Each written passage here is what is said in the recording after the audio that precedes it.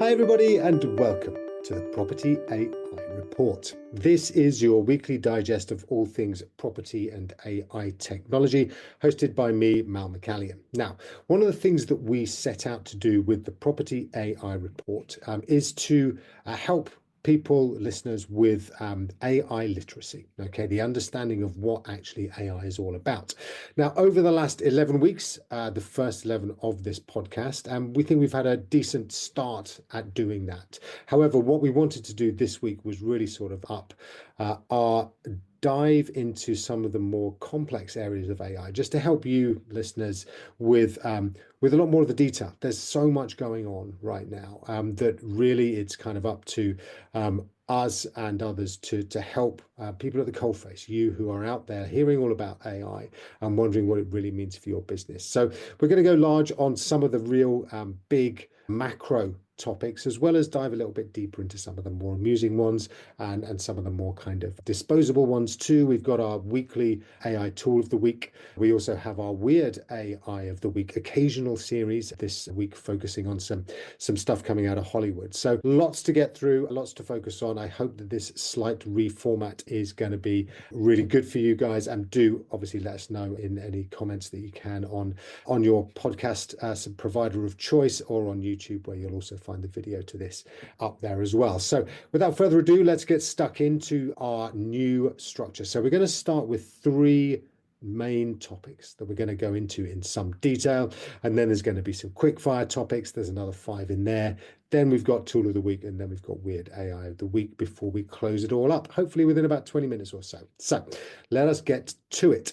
Our first story this week is all about, well, just a week ago, Donald Trump was inaugurated as the 47th President of the United States, having been the 45th. And he got straight down to some AI business by announcing a project called Stargate.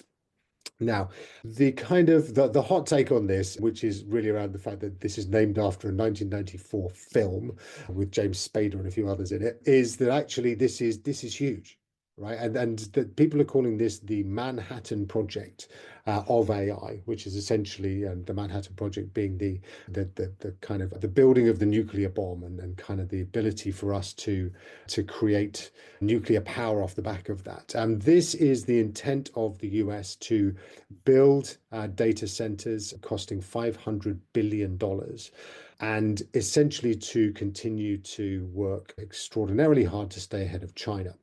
Now, in order to try and control all of this infrastructure, in order to try and ensure that the US continues its march ahead of anybody else out there from an AI perspective, Donald Trump has teamed up with Sam Altman of OpenAI, a number of others, including Abu Dhabi-backed fund MGX. It's got Arm, which is based in Cambridge over here in the UK. It's got SoftBank, Oracle, Nvidia, Microsoft, loads and loads and loads of people within the AI space, although not Elon Musk, which has made him very cross, which we'll talk about in a sec.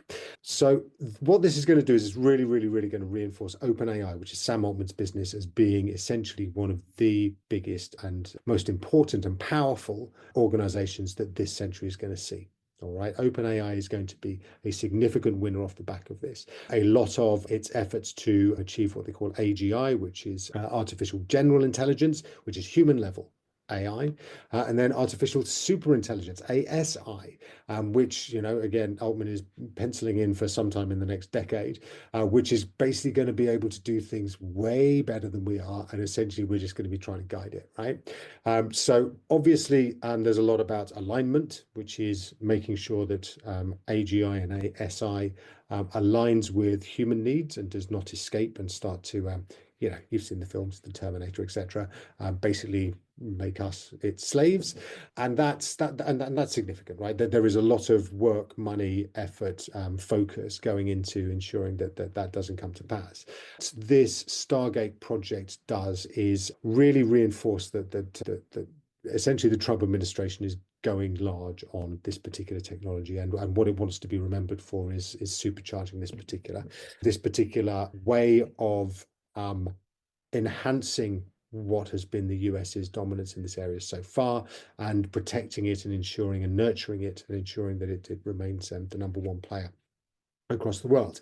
Now, as I mentioned, this has not met with universal approval, certainly not even within the Trump and his next door neighbor in the White House, his sidekick Elon Musk, self-described first buddy in the new administration. He is absolutely furious that Sam Altman and OpenAI have been given this privilege of this much money, a decent chunk of it from the government and supported by Trump himself. Musk, you may remember, is at loggerheads with Sam Altman of OpenAI. This goes back to 2015 when OpenAI was first launched, and Musk was one of the co-founders with Altman. Musk has sued Altman recently, very specifically around the fact that Altman is moving OpenAI from being a non-profit organization dedicated to charity work, essentially, trying to build AGI for the benefit of humanity. He's transitioning that into a for-profit company, which essentially is able to get these billions of dollars from from the government and from various investors in order to continue with the mission, because it is really, really expensive to do all this kind of work. Elon Musk, on the other hand, is building a rival to OpenAI, which is called xAI. And I think he expected that by becoming Donald Trump's sidekick, by funding, I think, $290 million of Trump's campaign, he would expect that he would pretty much be in the chair when it came to AI and the privileging of various businesses within the Trump administration. So he is supremely hacked off that Sam Altman has managed to conjure this particular deal out of nowhere and kind of blindside Musk all about it. And it also gives Altman a degree of protection, because Musk was really, really, really going after him, is really, really going after him. And I think that Altman must have not been sleeping too well, knowing that essentially Trump and Musk together could do some significant damage to OpenAI. However, it looks like Trump and his entourage, excluding Musk, have seen that OpenAI is really important for continuing this US, I'm not going to call it hegemony, but certainly lead in this particular technological race. So yeah, Musk is now off licking his wounds, raging against the machine from the confines of X.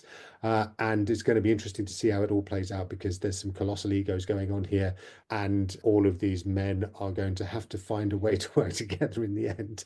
And it remains to be seen how they're going to do it. But big news, what does it mean for all of us? What it means is that essentially AI is going to be the technology of the next 10, 20, 30 years. It means that everybody is going to be working with it. We are all going to have to find ways of integrating it into our businesses, and it is going to be something that changes how we do things forever. So yeah, look, we obviously here at the Property AI Report will keep you posted on everything that is going on. But yeah, look, it's very, very exciting. It's going to have a lot of benefits from a productivity viewpoint. It's going to have a lot of benefits from how we actually focus our time and what we think is going to be important. And it's obviously going to benefit the businesses that move fastest by in helping them to increase their market share and increase revenue per transaction. So loads of excitement there. Obviously, we are here to help you through this, and we'll continue to talk about all this sort of stuff as we go through. So on the back of that, what we wanted to do just now was also then dive into something very, very specifically UK focused right now, although they do have international aspirations. So this is a company called Jitty, who you may have heard of. This is our second deep dive story today. Jitty is a new property portal / property discovery engine. It was set up a couple of years ago now by some real massive brains led by Graham Patterson, ex of Deliveroo. And the real focus here has been on sort of just coming at it from a completely different perspective. So rather than just trying to me too a Rightmove clone or a Zoopla clone, etc., what they've done is they've kind of gone, right, this new technology, AI, is here. What can we do to bring it into this really important process in people's lives, which is the discovery of their perfect property? And what they've launched this week is what they call Jitty Inspiration. So it's worth having a little look. Go to jitty.com/inspiration, and then you can actually search for property using pretty much any text you like.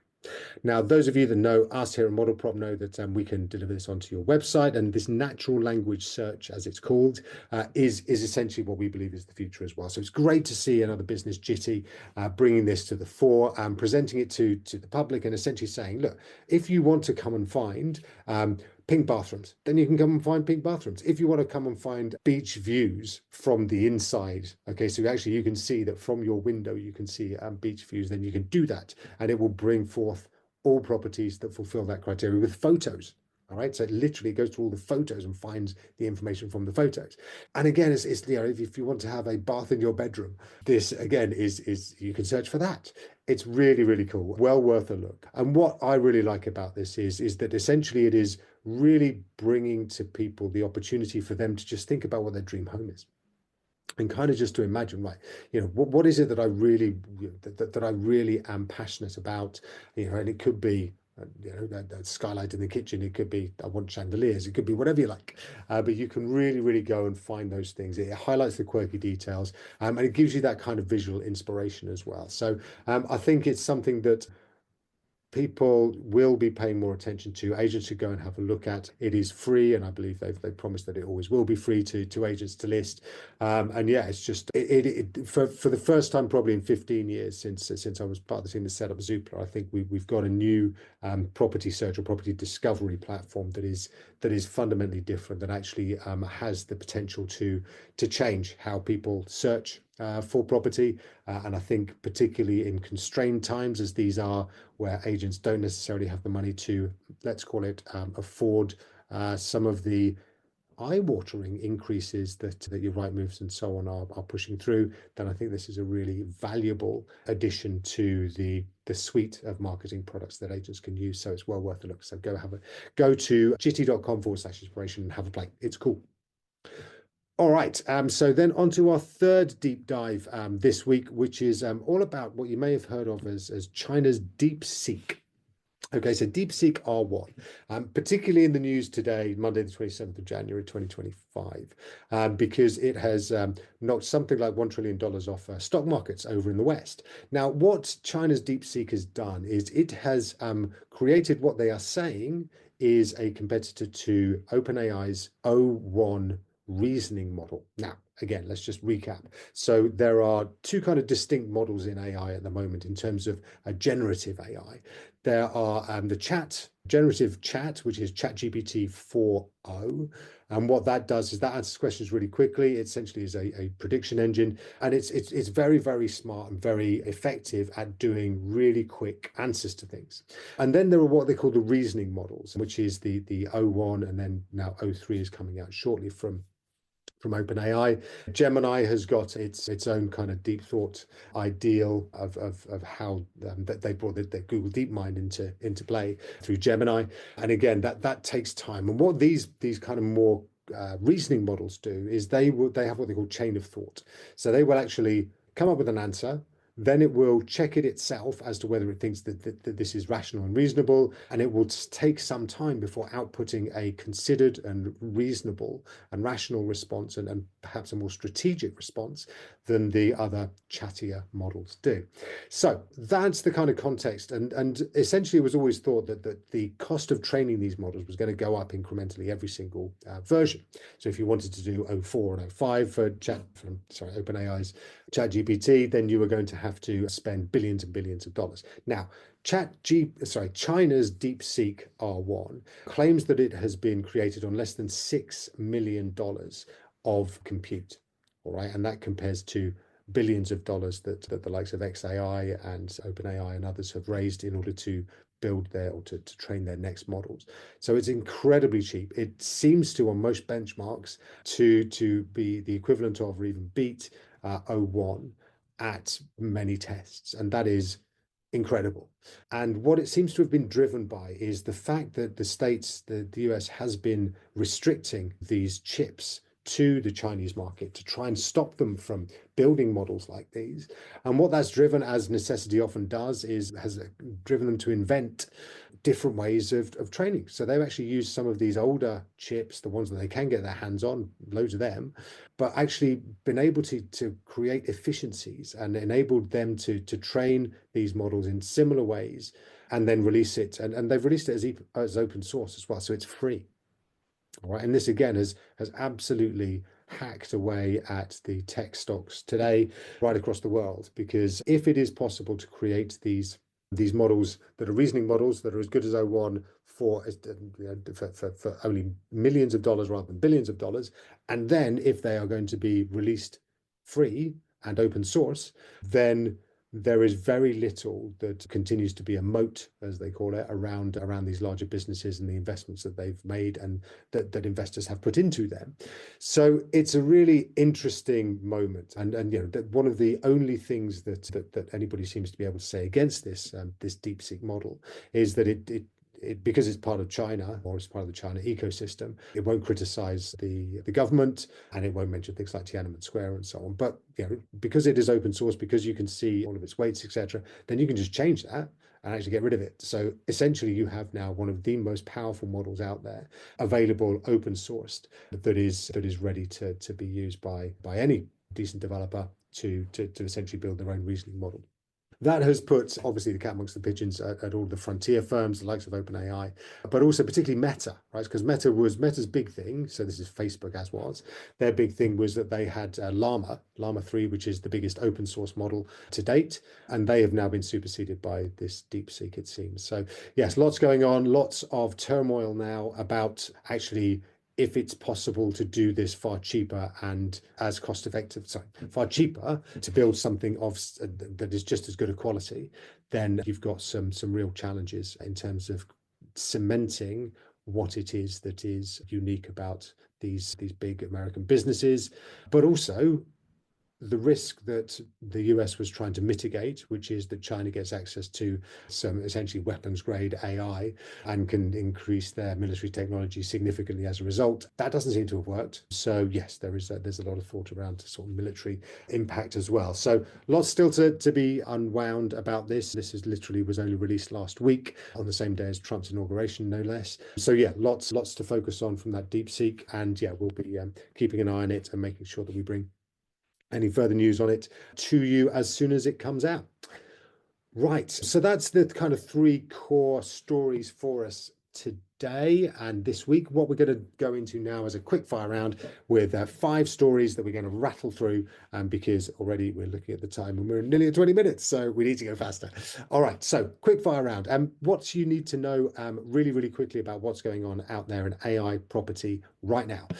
OpenAI, Sam Altman's firm, has released its operator. Now, this is an AI agent that essentially does things for you on your computer without you having to necessarily do it yourself. So what's important about this? The first thing we need to mention is that AI agent is a really annoying term that does not mean AI estate agent. And every time I say it to estate agents when I'm talking to them, as I do every day, is that the concern kind of glides over their face about what you mean you're going to do an AI estate agent. And no, that is not what this means. An AI agent is something that has agency, so is able to do things and is AI. All right, so we're going to try and refer to it as agentic AI because that just feels a little bit more different from and less confusing than the other term. So agentic AI is here. OpenAI has released Operator, which essentially will go onto your system and your computer, and will go onto websites that you want it to go onto. You can give an instruction and it will follow through. Now, that means you can ask it to do things like book a restaurant, or go through some data and understand a bit more about particular topics. And all this sort of stuff can just be an instruction to your operator, to your agentic AI, and it will go off and do it. What does that mean for us? It means that pretty soon your CRM system will be able to be operated by an agentic AI. All right, it will so you will literally just go, right, I need to find everybody that hasn't moved in the last 6 months from all the data that we've got on our system where we've been out to evaluation, bring them back, and then can you send an email to them just asking them whether they're still interested in potentially moving. And the AI will go and do that for you.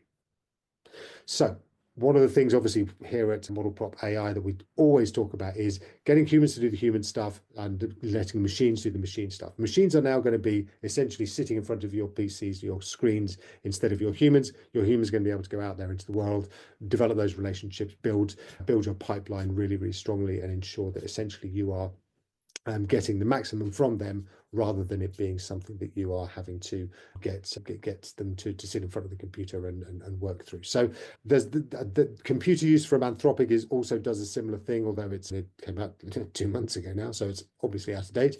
But this is going to be a real feature that you see again and again and again. Agentic AI coming to the fore will obviously be focused very much on how that technology is going to develop, but it is going to be the thing in the next year, 2, 3 years that is going to fundamentally change what we do at work, how we do it, and improve productivity for sure. So lots and lots going on there, but this is the first open AI, agentic AI out there, and it's called Operator, and it will be out there very soon.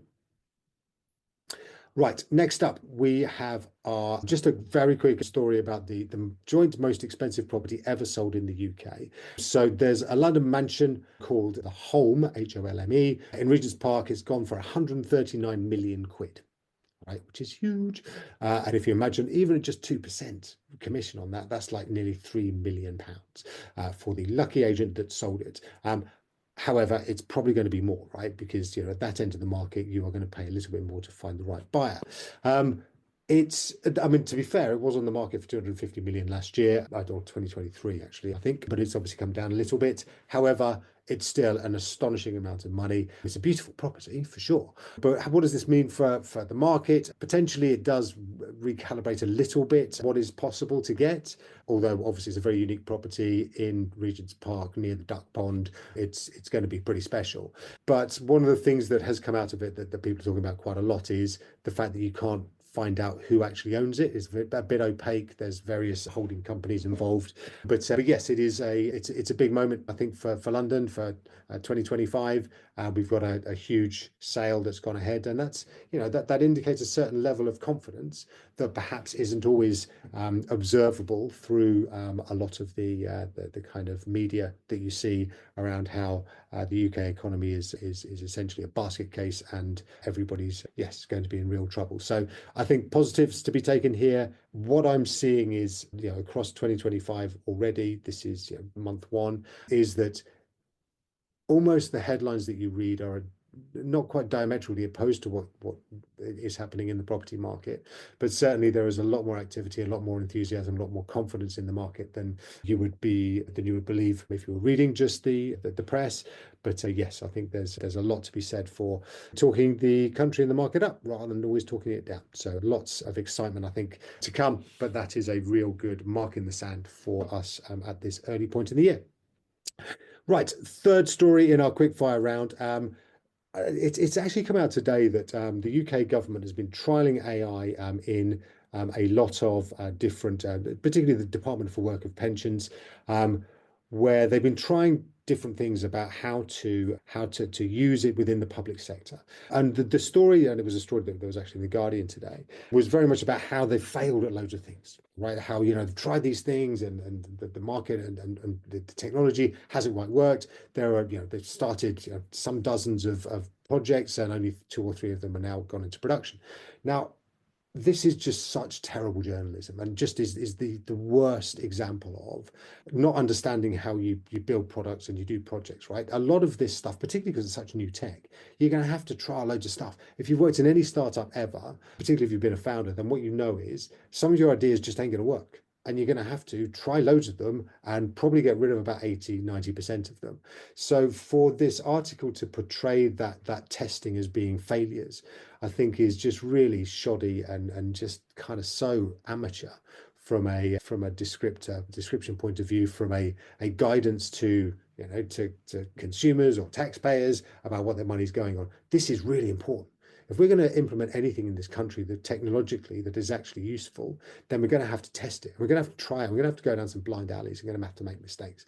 So I just think it's really irresponsible for this to be portrayed as AI failures, when actually the two that have gone into production have come off the back of this trial and error process. So yeah, look, I think it's great news that the government is trying this stuff, that is getting stuck in, is rolling its sleeves up and trying different AI implementations. Some of them are going to work, some of them haven't.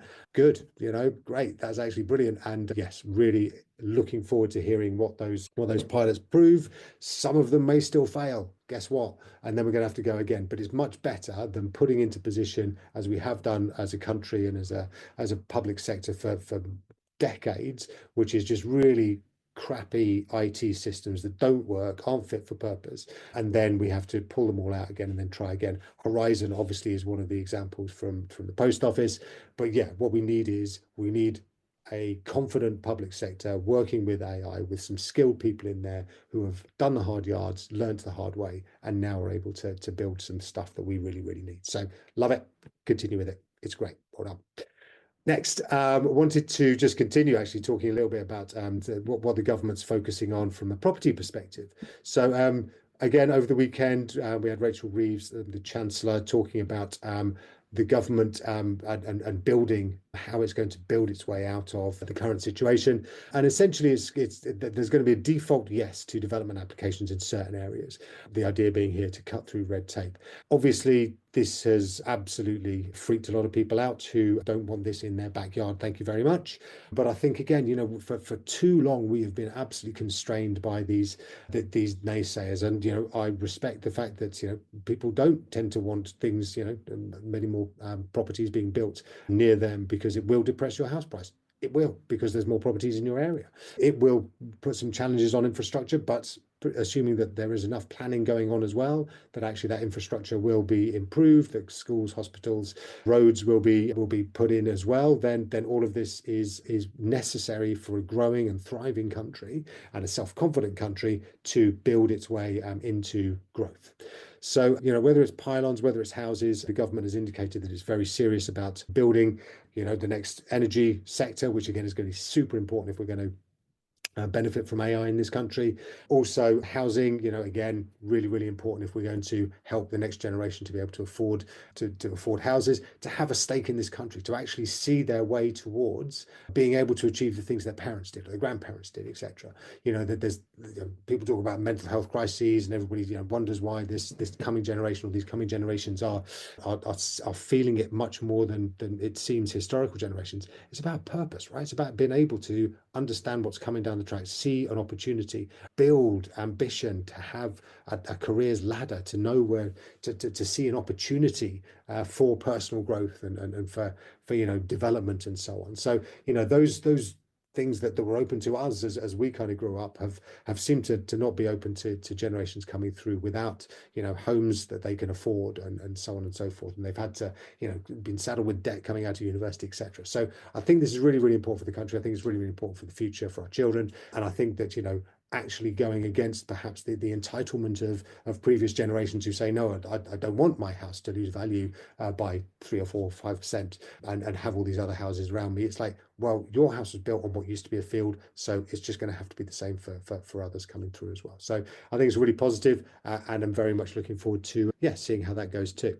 All right, we are nearly through our quick fire round, and just a final mention of something that Sam Altman, well, you will remember from the previous stories, is the is the head chief exec of OpenAI. He's also invested in a different product called World. It used to be called WorldCoin. You may remember about a year and a half ago, he had these weird orbs that would scan your eye and then would give you a digital signature that says this is you and confirms your digital presence.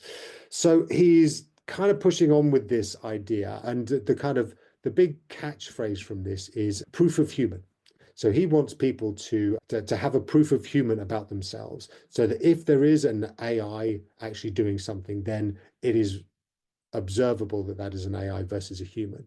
And it's a really interesting place at the moment, is about kind of identity and how do you know when AI is present and when it is not? How do you confirm that? How do you prove that? So I think it's quite an interesting idea, this proof of human. Obviously, it kind of turns things back on us as humans as an extra step, right? An extra validation step that we may not be really quite keen on going down. But as AI gets more intelligent and as we use it for more, then having this kind of definitive understanding of what is what is AI and what is human, I think is going to be really important. So again, keeping an eye on World, which is from Sam Altman. It's going to be something that we talk more about, particularly about digital proof of identity. So it's going to be something that I think more and more people are going to be looking into. Obviously, in our world in property, it's going to be really important. You know, the deep fakes, the ability for people to be able to impersonate others, and you know, the potential for fraud and so on is huge,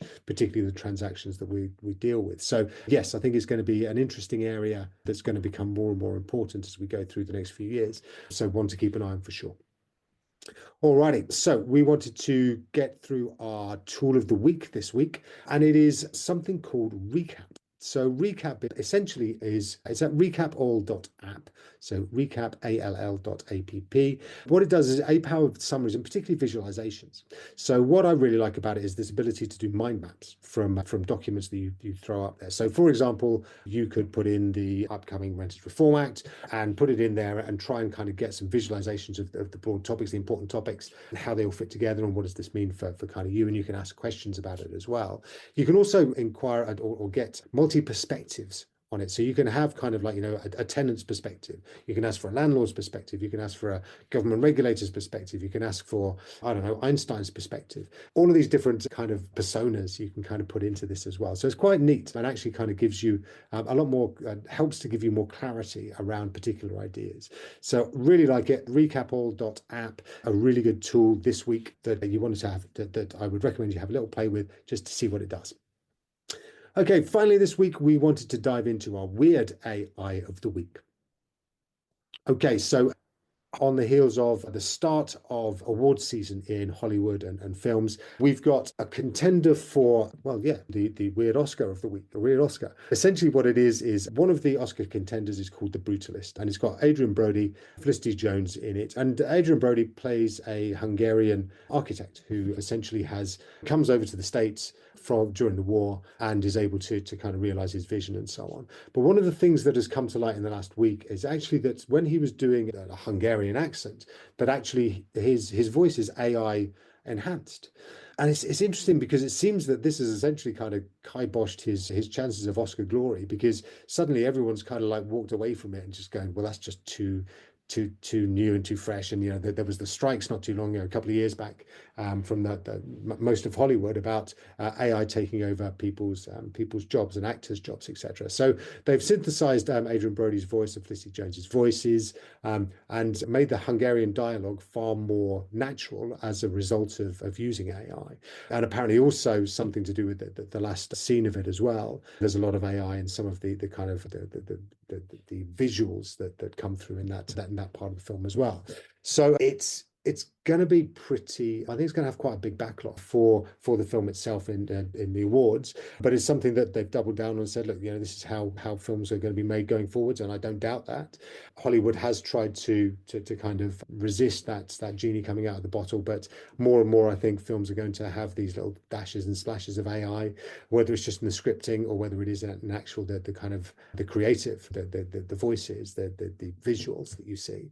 So yeah, look, I think it's going to be a big feature coming forward. I do think that it is something that is, yeah, it's odd because it's the first one we've seen, right? And it's the first time that anybody's owned up to doing this sort of thing. And I think it's going to be something that we see far more of as we go through. So that is our final piece for this week, Weird AI of the Week. I hope that you've got some really interesting and perhaps a bit deeper understanding of certain issues within AI and within property this week. We want to make sure that you do get that going forwards from the Property AI report. So do please catch us again next week, where we'll be bringing you even more about what's happened over the next week in AI. I'm sure it will be absolutely tons. My name is Mal McCallion. Thanks so much indeed for listening, and I will catch up with you again next week. All the best. Take care. Bye-bye.